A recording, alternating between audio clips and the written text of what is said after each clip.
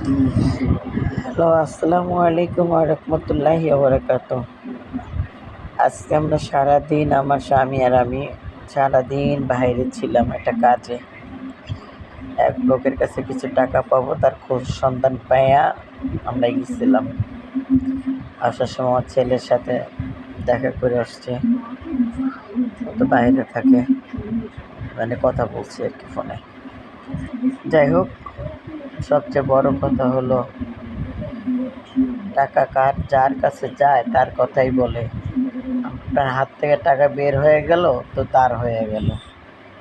এটাই হচ্ছে দুনিয়ার নিয়ম, নীতি। কিন্তু মৃত্যু তো একদিন আসছেই। তখন যখন আমি সামনে যেয়ে দাঁড়াবো যে আমার টাকা দাও, তখন কি সে দিতে পারবে? এটাই হচ্ছে মানুষের ধর্মকর্ম। এই দুনিয়াতে যদি কেউ 10 টাকা পায়, তাহলে চাইলে দিতে পারবে।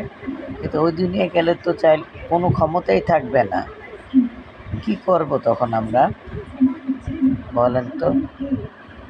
উত্তরের অপেক্ষায় রইলাম। ভালো থাকবেন, সুস্থ থাকবেন।